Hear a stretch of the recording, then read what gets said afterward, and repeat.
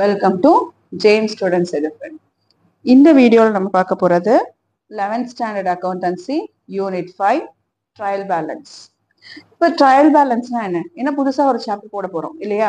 இதில் என்ன பண்ண போகிறோம் அப்படின்னு சொன்னால், இது வரைக்கும் நம்ம ஜேர்னல்ஸ் போட்டிருக்கோம், லெட்ஜர்ஸ் போட்டிருக்கோம், எல்லாம் போட்டிருக்கோம் இல்லையா? ஸோ ஜேர்னல்ஸ்லேயும் நம்ம சொல்லியிருக்கோம், நம்ம போடுறது டபுள் என்ட்ரி சிஸ்டம்.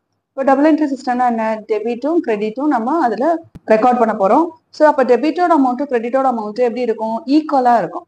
ஸோ இப்போ டெபிட்டோட அமௌண்ட்டும் கிரெடிட்டோட அமௌண்ட்டும் ஈக்குவலாக இருக்கும்போது நம்ம அதை வச்சு ப்ரிப்பேர் பண்ணுற லெட்ஜரும் ஓவரால் எல்லா லெட்ஜர் அக்கௌண்ட்டையும் பேலன்ஸையும் எடுத்து நம்ம சம்மரைஸ் பண்ணும்போது என்ன ஆகும்? டெபிட்ல வர அமௌண்ட்டும் கிரெடிட்ல வர அமௌண்ட்டும் எப்படி இருக்கணும்? நமக்கு ஈக்குவலா இருக்கும் இல்லையா? நம்ம லெட்ஜர் போடும்போது பார்த்துருக்கோம் இல்லையா? ஒரு ஒரு அக்கௌண்ட்ஸோட பேலன்ஸ் வந்து நமக்கு டெபிட் பேலன்ஸா வரும், ஒரு சில அக்கௌண்ட்ஸோட பேலன்ஸ் வந்து நமக்கு கிரெடிட் பேலன்ஸா வரும். ஸோ அந்த மாதிரி அந்த அக்கௌண்ட்ஸ் எல்லாம் எடுத்து நம்ம சம்மரைஸ் பண்ணும்போது என்ன ஆகும்? நமக்கு டெபிட் அண்ட் கிரெடிட் எப்படி இருக்கணும்? ஈக்குவலா இருக்கணும். ஸோ நம்ம போட்டிருக்க அக்கௌண்ட் கரெக்டா இருந்ததுன்னா அது ஈக்குவலா இருக்கும். ஸோ அதை வெரிஃபை பண்றதுக்காக தான் நம்ம என்ன பண்றோம்? ட்ரையல் பேலன்ஸ் ப்ரிப்பேர் பண்றோம். அப்போ ட்ரையல் பேலன்ஸ்ல நம்ம என்ன பண்ண போறோம்னு சொன்னா, எல்லா லெட்ஜர் அக்கௌண்ட்ஸையும் எடுத்து நம்ம ஒன்னா போட போறோம். எதெல்லாம் டெபிட் பேலன்ஸோ அதை டெபிட் காலம்ல எழுத போறோம், எதெல்லாம் கிரெடிட் பேலன்ஸோ அதெல்லாம் நம்ம கிரெடிட் காலம்ல எழுத போறோம். வர ஆன்சர் நமக்கு எப்படி இருக்கணும்?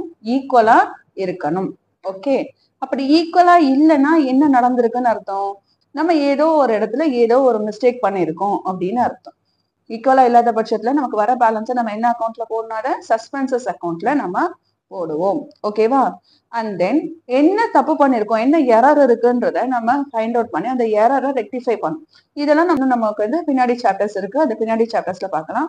இதுல நம்ம என்ன பார்க்க போறோம்? ட்ரையல் பேலன்ஸை எப்படி ப்ரிப்பேர் பண்றதுன்னு பார்க்க போறோம். அதுக்கு நம்ம டெபிட் பேலன்ஸ் எல்லாமே டெபிட் காலம்லையும், கிரெடிட் பேலன்ஸ் எல்லாத்தையும் கிரெடிட் காலம்லையும் நம்ம என்ட்ரி பண்ணணும். ஸோ இப்போ எதெல்லாம் டெபிட் பேலன்ஸ், எதெல்லாம் கிரெடிட் பேலன்ஸ்ல தான் நம்ம கிளியரா இருக்கணும் இல்லையா? எதெல்லாம் டெபிட் பேலன்ஸ்ல வரும்? அசெட்ஸ் அண்ட் எக்ஸ்பென்சஸ் எல்லாமே நமக்கு எதுல வரும்? டெபிட் பேலன்ஸ்ல வரும். ஓகேவா?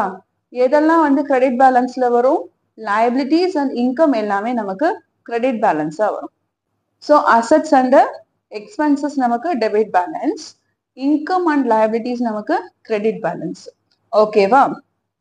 ட்ரையல் பேலன்ஸ் போடும்போது அதுக்கு முன்னாடி நமக்கு எக்ஸசைஸ்ல வெரி ஷார்ட் ஆன்சர்ல கொஸ்டின் நம்பர் 4. ஸோ இதே மாதிரி இல்லஸ்ட்ரேஷனும் நமக்கு ஒன்று இருக்கு. ஸோ அந்த இல்லஸ்ட்ரேஷனும் நீங்க கொஞ்சம் ஒர்க் அவுட் பண்ணி பார்த்துக்கோங்க. ஏன்னா இந்த மாதிரி கொஸ்டின் நமக்கு 2 மார்க் ஆர் 3 மார்க்ல கன்ஃபார்ம்டா கேட்பாங்க. சரிங்களா? இப்போ வெரி ஷார்ட் ஆன்சர்ல கொஸ்டின் நம்பர் 4 பார்த்தோம்னா, state whether the balance of the following account should be placed in the debit or credit column in the trial balance. இப்போ என்ன கேட்டிருக்காங்க? கீழே இருக்கிற அக்கௌண்ட்ஸ்ல எது டெபிட் காலம்ல போடுவோம், எது வந்து கிரெடிட் காலம்ல போடுவோம்னு கேட்டிருக்காங்க. ஓகே, மறுபடியும் சொல்றேன். எக்ஸ்பென்சஸ் வந்தா டெபிட் காலம், இன்கம் வந்தா கிரெடிட் காலம், அசெட்ஸ் வந்தா டெபிட் காலம், லைபிலிட்டிஸ் வந்தா கிரெடிட் காலம். ஸோ இங்க பார்க்கலாம். என்ன கொடுத்துருக்காங்க? Carriage outwards. கேரேஜ் அவுட்வர்ட்ஸ்ன்றது எக்ஸ்பென்சஸ். கேரேஜ் அவுட்வர்ட்ஸ்னா ஆக்சுவலா என்னது? இருக்கிற பொருளை வெளியில ஏற்றிட்டு போறதுக்காக நம்ம பண்ற செலவு.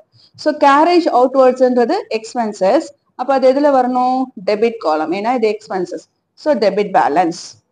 அடுத்து என்ன கொடுத்துருக்காங்க? Garage inverts. கேரேஜ் இன்வெர்ட்ஸ் அதுவும் நமக்கு என்னது? கேரேஜ் இன்வெர்ட்ஸ்னா ஸ்டாக்க இல்ல பொருள் கொண்டு வர்றதுக்காக பண்ற செலவு. அப்ப இதுவும் என்னது? நமக்கு எக்ஸ்பென்சஸ். அப்ப அதுவும் எதுல வரணும்? Debit balance. அடுத்தது சேல்ஸ். சேல்ஸ்ன்றது என்னது? நமக்கு இன்கம். அப்ப அது எதுல வரணும்? Credit balance. பர்ச்சேசஸ். பர்ச்சேசஸ்ன்றது என்னது? நமக்கு எக்ஸ்பென்சஸ். அப்ப நமக்கு அது டெபிட் காலம்.